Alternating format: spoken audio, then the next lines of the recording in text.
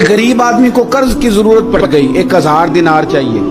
मैं कह चुका हूं कि दिरहम चांदी का होता था, दिनार सोने का। अब 1000 दिनार लेना है। तो जिस बंदे से उसने कहा, अगरचे वो नेक बंदा था, उसने कहा यार 1000 दिनार दे दो। तो कहने लगा कोई गवाह है तेरे पास? वो कहने लगा गरीबों का गवाह कौन होता है?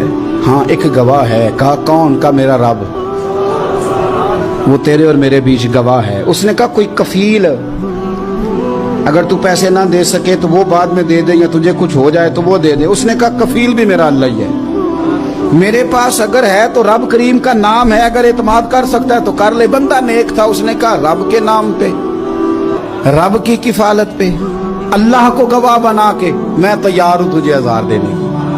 उसने 1000 दिनार दे दिया। वक्त वापसी का तय हो गया। वो चला गया पैसे लेके। उसने पूरी मेहनत की कि मैंने वक्त पे पैसे लौटाने, पूरी मेहनत भी कर ली, अल्लाह ने मदद भी कर दी, पैसे भी उस तारीख को उसे मिल गए। बाद लोगों का तो लौटाने का दिल ही नहीं ना होता। फरमाया हदीस पाक में कि तू लौटाने का इरादा कर, रब तेरी मदद भी फरमाएगा। लेकिन यहाँ बहुत सारे लोग कहते हैं खैर है, इरादा ही नहीं। तो फिर जिस तरह का बंदे का गुमान हो, रब भी उसी तरह का मामला फरमाता है।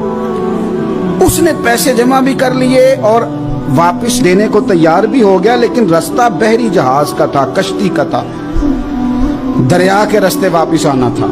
अब वो जब आ गया दरिया के किनारे तो बड़ी कोशिश की, पर वहां उसे कोई कश्ती नहीं मिली।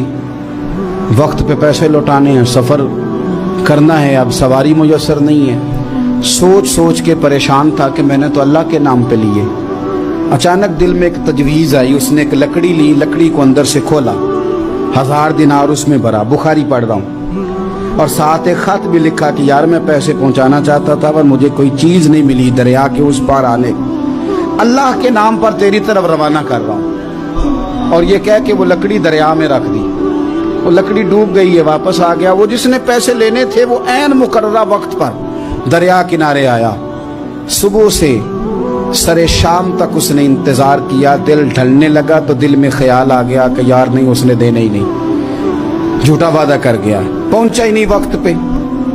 अब जब वापस लौटने लगा तो अचानक दरिया में एक लकड़ी तैरती हुई दिखाई दी।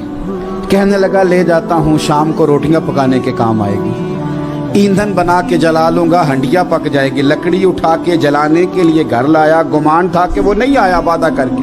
अल्लाह को कफील और वकील बना के और गवाह बना के फिर भी नहीं आया। लकड़ी लेके घर गया, बुखारी है।